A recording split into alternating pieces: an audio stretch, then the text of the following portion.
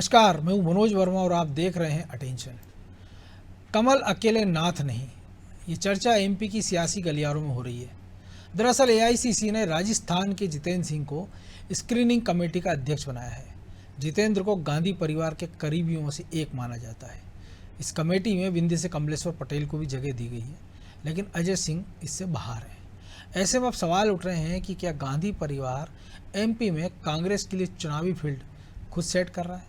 क्या कमलनाथ को पूरी तरह से फ्री हैंड नहीं दिया गया है?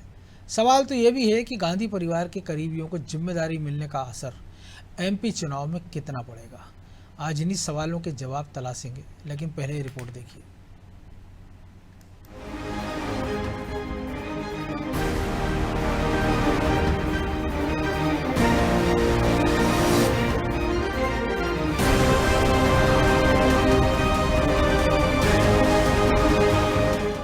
कांग्रेस ने बनाई स्क्रीनिंग कमेटी। एआईसीसी ने जितेंद्र सिंह को दी जिम्मेदारी। कमेटी में अजय सिंह को नहीं मिली जगह। अकेले नाथ नहीं, ये सवाल उठना लाजमी है, क्योंकि एआईसीसी ने एमपी चुनाव से पहले जो स्क्रीनिंग कमेटी बनाई है, उसके अध्यक्ष राजस्थान के जितेंद्र सिंह को बनाया है। जितेंद्र गांधी परिवार के करीबी माने जाते हैं। ऐसे में उनको जिम्मेदारी दिया जाना कोई बड़ी बात नहीं, लेकिन जब बात कमलनाथ को फ्री हैंड देने की होती है तो मन में सवाल भी उठते हैं और सियासी गलियारों में चर्चा भी होती है कि क्या कमल अकेले नाथ नहीं है।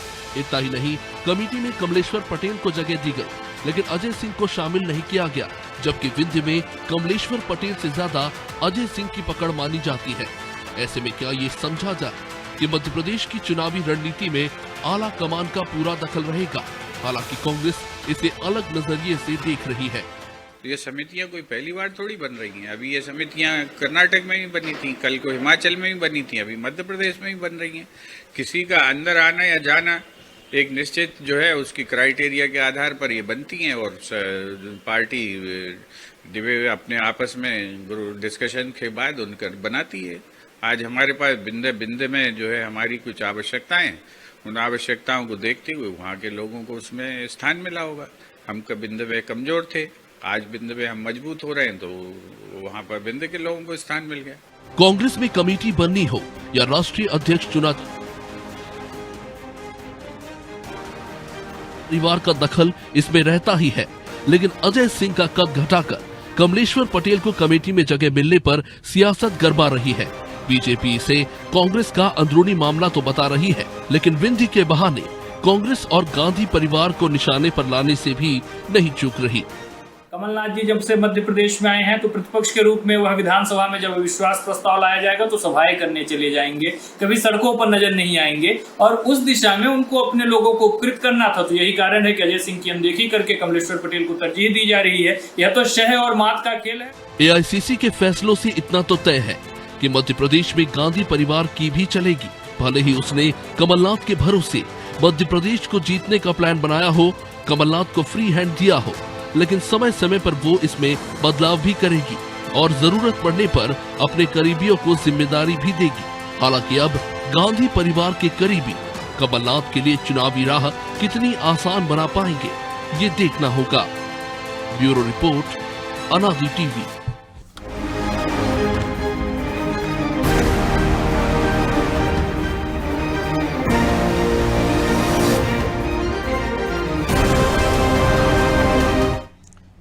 तो इसी मुद्दे पर चर्चा करने के लिए हमारे साथ जुड़ गए हैं वरिष्ठ पत्रकार सुरेश शर्मा और हमारे सहयोगी ब्रजेश चौक से। बहुत स्वागत है शर्मा जी आपका। तो पहले प्रियंका गांधी के चुनावी दौरे, महाकौशल, ग्वालियर, चंबल, और कमेटियां तो हमेशा राजनीतिक दल बनाते हैं, चाहे वो बीजेपी हो, कांग्रेस हो, लेकिन जिस प्रकार भंवर जितेंद्र सिंह को इसकी कमान सौंपी गई स्क्रीनिंग कमेटी, क्योंकि ये सबसे महत्वपूर्ण कमेटी है जो टिकट वितरण में सबसे महत्वपूर्ण रोल निभाती है। हालांकि आला कमान की राय उसमें ज़रूरी होती है, एआईसीसी की ठप्पा मोहर ज़रूरी है, लेकिन ये सारे संकेत बता रहे हैं कि कहने को भले कमलनाथ के नेतृत्व में कांग्रेस चुनाव लड़ रही है, लेकिन उतना फ्री हैंड भी उनको नहीं दिया जा रहा है जितना वो जाहिर कर रहे थे, बताना चाह रहे हैं समर्थकों के बीच।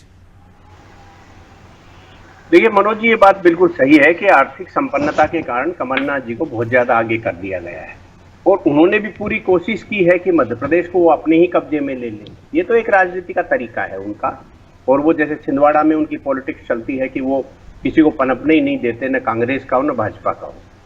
पूरी कोशिश रहती है उनको कि अलग थलग करके, और वहाँ तो कई भाजपाई उनके कारण पनपे हुए हैं। कई भाजपाई उनके कारण भाजपाई बने हुए हैं। तो और मैंने तो कल भी आपके चैनल पर, मतलब 1-2 दिन पहले भी आपके चैनल पर कहा था कि इस समय जो सदस्यता दिलाई गई है जिन लोगों को, उसमें भी भाजपा के अंदर रह करके और वहां मुखबिरी करने के लिए दिलाई गई है। मैं दावे से कह सकता हूं इस बात को। तो ये एक विषय है, वो कमलनाथ जी की पॉलिटिक्स का तरीका है और उनको अपनी राजनीति करने का अधिकार है। जहां तक भंवर जितेंद्र सिंह का मामला है, तो निश्चित रूप से गांधी परिवार का एक संदेश है कि भाई अब जो राजनीति थी, उस राजनीति में हमें चुनाव जीतते हुए दिखना भी चाहिए। और अभी तक ये स्थिति थी कि चुनाव जीतते हुए कमलनाथ जी ने सिद्ध कर दिया था कि मध्य प्रदेश में तो एक तरफा माहौल बन रहा है, और एक जो है सोशल मीडिया का जो यूनिवर्सिटी है उसने एकदम से बनाना चालू कर दिया था, व्हाट्सएप यूनिवर्सिटी। तो अभी अमित शाह जी के जो 2-3 दौरे हुए हैं लगातार, उन दौरों के बाद से जो है मुझे कांग्रेस के मित्र ने कहा कि कमलनाथ जी को जो है इस समय चिड़चिड़ाहट हो गई है, वो जब देखो जब डांटते ही रहते हैं। तो इसका अभिप्राय, हमने कहा भाई हमें क्यों बता रहे हो आप ये बात? तो उन्होंने कहा कि नहीं, केवल जानकारी का आदान प्रदान करना था कि आजकल वो जो है चिड़चिड़े हो गए हैं। तो इसका अभिप्राय क्या निकाला जाए, क्योंकि आपको सब कुछ ये दिखने लग गया कि जो परिस्थितियां हैं उसमें अनुकूलता जो आपने व्हाट्सएप यूनिवर्सिटी के माध्यम से दिखाई गई थी, उसकी वस्तु स्थिति जनता के सामने आ गई। तीसरी बात यह है, जो मैं बार बार कहता हूं, आप सब लोग भी कहते हैं, हम सब लोग लिखते हैं कि मध्य प्रदेश में कमलनाथ जी 2018 में नए थे, और नया होने के कारण भी वो हंग असेंबली ले पाए, उनको स्पष्ट बहुमत नहीं मिला। तो अब तो एक बार बढ़ते हुए हैं, तो अब वो दावे से कैसे कह सकते हैं कि उनको मध्य प्रदेश की जनता जो है पूरा बहुमत दे देगी, जबकि अधिकांश मध्य प्रदेश का अधिकांश मतदाता ये मान करके चलता है कि नरेंद्र मोदी जी की वापसी हो रही है। तो ऐसी स्थिति में आप जो है कितना बड़ा जोखिम है। तो इस जोखिम में, अच्छा, व्यापारी होने के कारण इनकी और मुख्यमंत्री जी के बीच में एक जबरदस्त तालमेल है, तो उस तालमेल के कारण कांग्रेस नुकसान में तो नहीं जाएगी। इन सब ध्यान में रखते हुए हाईकमान ने कुछ निर्णय लिया है। वैसे तो मैं एक चीज आजकल कहने की स्थिति में आ गया हूं, आप भी इस चीज को मानेंगे कि हाईकमान जो है वो केवल परिवार का हाईकमान बन के रह गया है, क्योंकि जिस तरीके से आप 2 बैठके जो है उसकी देख लीजिए, जो एक संगठन बनाया गठबंधन, महागठबंधन जो है INDIA, जो नहीं INDIA नॉट इंडिया जी, INDIA, तो जो बनाया है इन्होंने एक संगठन, उस संगठन के बाद जो है जितनी बातें करते हुए आपको और हमको लोग दिख रहे हैं, वो सब खड़गे जी से दिख रहे हैं। अब राहुल गांधी जी साइड में बैठे रहते हैं, उनके साथ बात करने की बजाय लोग खड़गे जी से बात करते हैं। सोनिया जी का महत्व है, सोनिया जी का सब लोग जो है वो आशीर्वाद चाहते हैं, मुझे ऐसा उसमें प्रतीत हो रहा है। लेकिन राहुल गांधी जी को साइड कर दिया लगभग लोगों ने, क्योंकि उनको ये मालूम है कि राहुल गांधी जी की बजाय खड़गे जी ज्यादा व्यवहारिक भी हो सकते हैं और ज्यादा पॉलिटिशियन भी हो सकते हैं, उनके सुझाव ज्यादा बेहतर हो सकते हैं। तो ये सब चीजें, जहां तक INDA का मामला है, तो उसमें तो आप एक बड़ी चीज देख लीजिए, उसमें 2 आई हैं। यदि आप उसमें से 2 आई को हटा दोगे तो फिर तो NDA ही बच जाता ना, उसमें बहुत कोई अंतर थोड़ी भाई, 2 इंदिराजी हैं उसमें। खैर ये कभी फिर व्याख्या करना, और आप लोग आराम से सोचना कि INDA में INDA, तो 2 आई हटा दीजिए आप, तो NDA ही तो बचता है उसमें।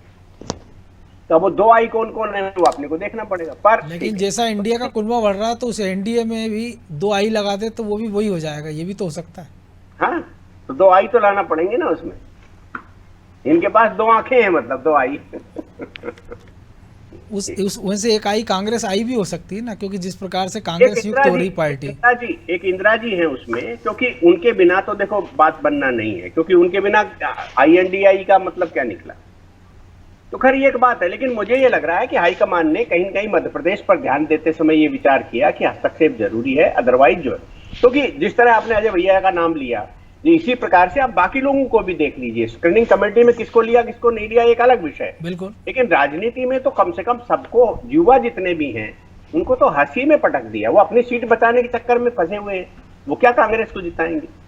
तो ये तो सबके सामने दिखाई दे रहा है। तो अभी तो हो सकता है संकट ये भी खड़ा हो जाए ब्रजेश जी कि पहले टिकट तो मिल जाए।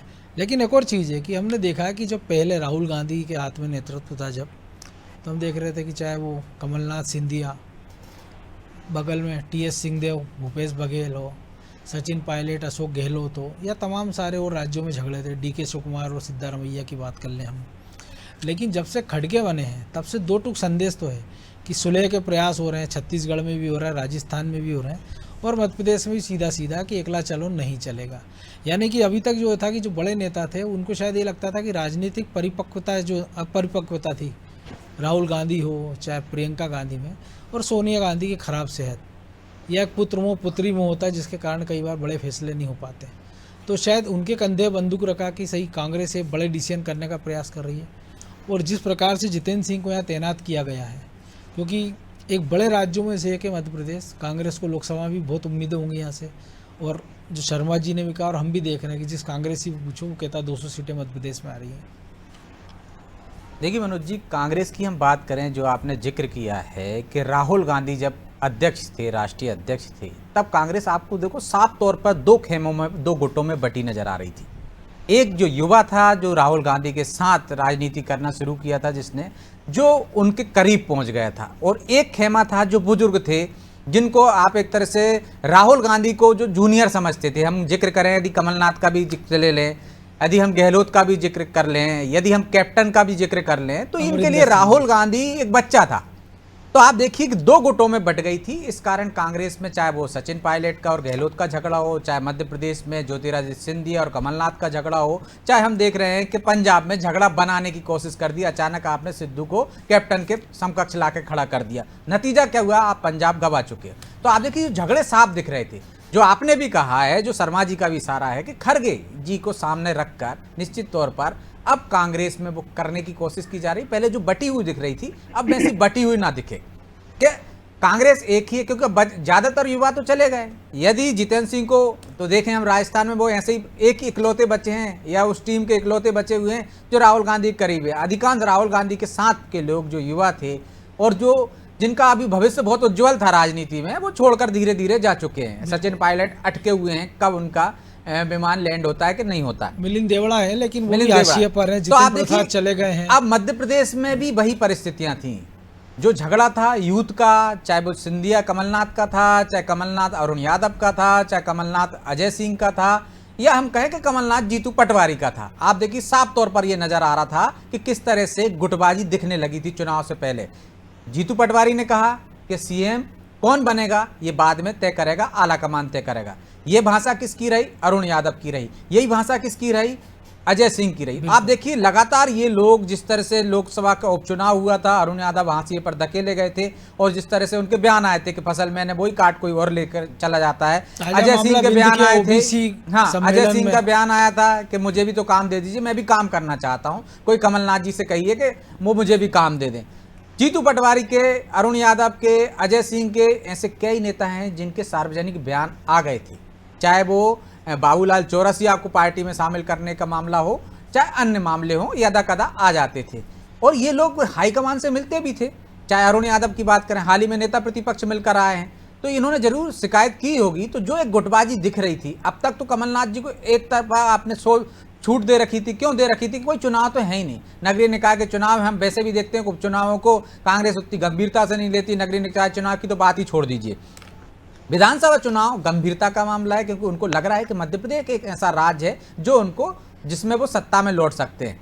तो आप देखिए राजस्थान वो गंवाने ही जा रहे हैं। यहाँ थोड़ी बहुत संभावना उनको दिख रही है। यदि यहाँ भी गुटबाजी होगी तो ये एक तरह से मतलब कांग्रेस ने छोड़ दिया है कि हाँ भाई सत्ता में आना ही नहीं है हमको। तो वो गुटबाजी को दूर करने के लिए आलाकमान ने तय किया होगा कि एक ऐसे व्यक्ति को भेजा जाए जिससे गुटबाजी ना दिखे, आलाकमान का भी हस्तक्षेप हो सके, और जो नाराज लोग हैं उनको भी एक मैसेज देने की कोशिश है कि अकेले कमलनाथ की नहीं चलने वाली, आपकी भी सुनवाई होगी, चाहे दिल्ली के माध्यम से सुनवाई हो। तो ये एक मैसेज का काम है जिससे कि वो संतुष्ट हो जाए, क्योंकि इस बार सीएम फेस तय है मनोज जी, क्योंकि कांग्रेस खुद प्रचार कर रही है। भले ही बार बार कह रहा हो, पिछली बार हमने देखा है कि ज्योतिरादित्य सिंधिया भी थे, हमने देखा कमलनाथ भी थे, और बाकी के जो अरुण यादव से लेकर अन्य नेता पिछड़े के नाम से उनको लग रहा था कि लॉटरी खुल जाएगी, लेकिन इस बार तय है। तो बाकी के युवा नेता मेहनत क्यों करेंगे? तो शायद यही संदेश देने की कोशिश की जा रही, चाहे जेपी अग्रवाल के माध्यम से, कि सीएम कौन होगा बाद में तय किया जाएगा। और पार्टी ने जो नियुक्तियां करके ये तय कर दिया कि देखिए आप सबकी सुनवाई होगी, आप इकट्ठे होकर चुनाव लड़िए। शर्मा जी, स्क्रीनिंग कमेटी तय करेगी कि किसको टिकट दिया जाए, लेकिन जो सर्वे कमलनाथ करा रहे हैं,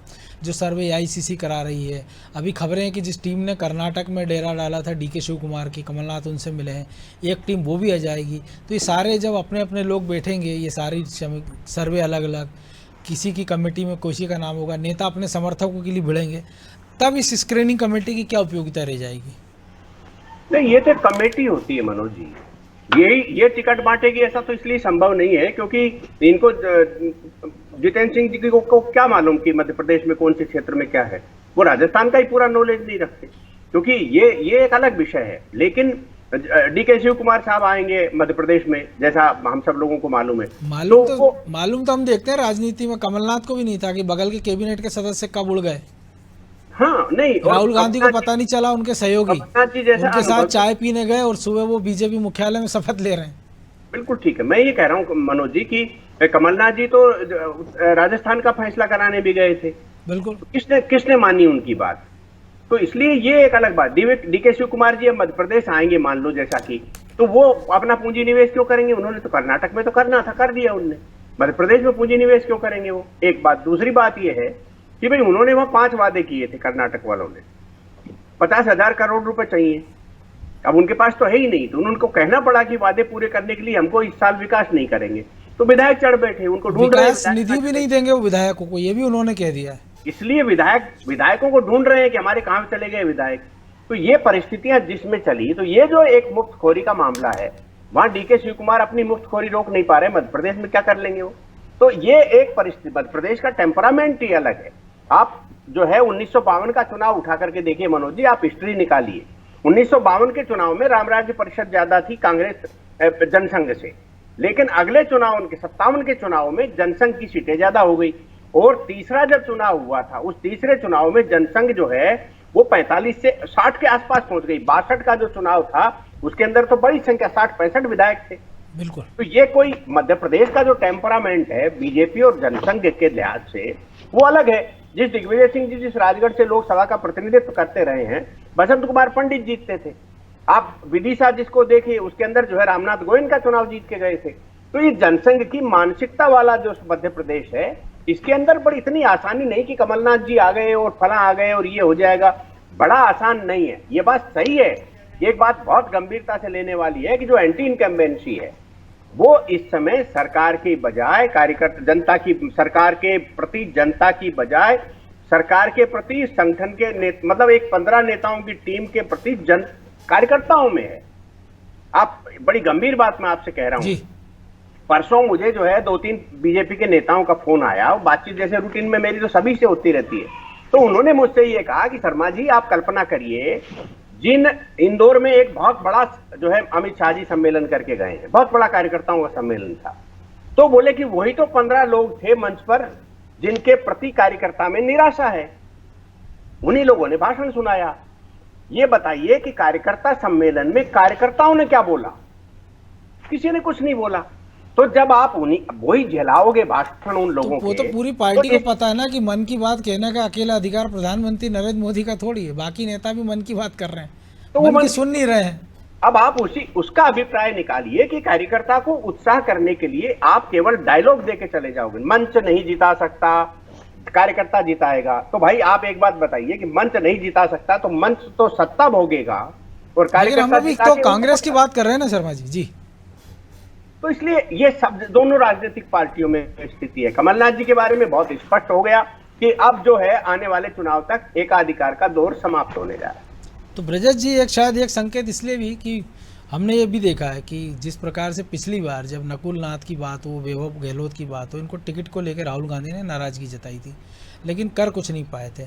और इस बार भी जब प्रियंका गांधी भाषण दे रही थी ग्वालियर में, तो कमलनाथ के अतिरिक्त नकुल नाथ ने संबोधित किया, जबकि ना तो उनका ग्वालियर चंबल में कोई जनाधार है, दिग्विजय सिंह जैसे बड़े नेता बोले नहीं। तो ये भी एक मैसेज दिल्ली तक तो गया ही होगा कि पार्टी में चल क्या रहा है। तो शायद इसी कारण इतने सारे हर्डल या बाकी मैंने तो ये भी सुना है मनोज जी कि दिग्विजय सिंह ने खुद ही अपना नाम मंच पर जाने वाली सूची से अपने हाथों से लिस्ट लेकर उससे काट दिया था पेन से कि ना वो मंच पर जाएंगे ना भाषण देंगे, क्योंकि वो खुद सार्वजनिक रूप से कह चुके हैं कि मैं सामने आता हूँ या वोट मांगता हूँ तो वोट मिलने की जगह कट जाते हैं। वो पर्दे के पीछे काम करते हैं। 2018 में भी हमने देखा कि पर्दे के पीछे काम कर रहे थे। अब रही बात नकुल नाथ की, तो वो कह सकते हैं कि इकलौता सांसद है हमारा मध्य प्रदेश में। इसमें ये भी तो हो सकता था ना कि अगर कमलनाथ चाहते तो बना सकते थे कि अगर नकुल नाथ से प्रभावी भाषण तो दिग्विजय सिंह देते। देखिए कमलनाथ जी क्यों मनाना चाहेंगे, कोई अपने लिए कांटे कौन बोना चाहेगा? वो उनका फायदा लेना चाह रहे हैं। यदि वो मुख्य धारा में आ जाएंगे तो कमलनाथ के लिए सबसे बड़ा संकट तो वो ही बन जाएंगे। तो आप देखिए कि वो तो चाहेंगे ही कि दिग्विजय सिंह पर्दे के पीछे रहे। और पर हो सकता ब्रजेश जी जो कांग्रेस की इंटरनल पॉलिटिक्स है उसके अंदर जो छन के आ रहा है वो तो ये आ रहा है कि यदि कांग्रेस को बहुमत मिलता है तो कमलनाथ जी के सामने दिग्विजय सिंह जी भी ताल ठोकने वाले हैं। हो ही सकते, क्योंकि उनके समर्थन के बिना तो 2018 में भी नहीं बन सकते दल की बैठक होगी उस समय जो है मैं दिग्विजय सिंह जी ताल ठोकेंगे। हाँ, ठोक सकते हैं ना। तो इसीलिए तो मैं इसका जिक्र शुरू में किया था कि जब स्क्रीनिंग कमेटी है, सर्वे होंगे और जिनको टिकट मिलेगा तो कौन किसके साथ जाएगा, ये एक बड़ा सवाल है जो आप भी कह रहे हैं। जी ब्रजेश जी। निश्चित तौर पर देखिए, दिग्विजय सिंह के समर्थन से ही 2018 में बने थे, नहीं तो ज्योतिरादित्य सिंधिया बन जाते। दिग्विजय सिंह के पास उनके समर्थकों की लंबी फौज है, उनके समर्थक विधायक ज्यादा संख्या में जीत कर आए थे। आप देखिए कि इसी वजह से वो चाहते थे नेता प्रतिपक्ष कौन बने, तो अपने खेमे के बना दिया उनने अपने लोगों को जो चाहते थे, चाहे महिला कांग्रेस में। कमलनाथ जी भले ही मनोज जी 15 माह तक मध्य प्रदेश के सीएम रहे हो, लगातार वो प्रदेश अध्यक्ष हैं, लेकिन मैं आज भी दावे के साथ कह सकता हूं कि कमलनाथ के समर्थक पूरे मध्य प्रदेश में नहीं है, लेकिन दिग्विजय सिंह के समर्थक हर जगह हैं, हर जिले में। बिना दिग्विजय सिंह के सहारे वो टिकट तक नहीं बांट सकते। बिल्कुल, ये तो हो सकता है कि अनौपचारिक चर्चा में कभी कमलनाथ इसका जिक्र भी कर दें, लेकिन चूंकि अभी समय इसकी इजाज़त नहीं दे रहा है कि इस चर्चाओं को आगे बढ़ाएं, इसलिए बहुत धन्यवाद आप दोनों का। तो निश्चित तौर पर गांधी परिवार पर्दे के पीछे से सही, मल्लिकार्जुन खड़गे के सहारे ही सही, लेकिन कांग्रेस में बदलाव के प्रयास लगातार कर रहा है, चाहे वो राजस्थान की बात हो, छत्तीसगढ़ की बात हो और अब मध्य प्रदेश की बात हो। और जो कमेटियों का जिस प्रकार से चयन किया गया और जिन लोगों को इसमें शामिल किया गया और जो की पोस्टों पे जिनको बिठाया गया, उससे साफ संकेत है कि आप भले अध्यक्ष हो, भले आप मुख्यमंत्री पद के दावेदार हो, भले आप पूर्व मुख्यमंत्री हो, नेता प्रतिपक्ष रैली हो, 10 बार के सांसद हो, केंद्रीय मंत्री हो, लेकिन इस बार होगा वही जो आला कमान चाहेगा। लेकिन ये अभी की बात है, जब टिकट वितरण का दौर शुरू होगा और जिनको टिकट मिलेगा और स्क्रीनिंग कमेटी इसमें कितना दखल दे पाती है, इस पर फिर तब भी और चर्चा करेंगे। अटेंशन में आज इतना ही, मुझे दीजिए इजाज़त और आप देखते रहिए अनादि टीवी। नमस्कार।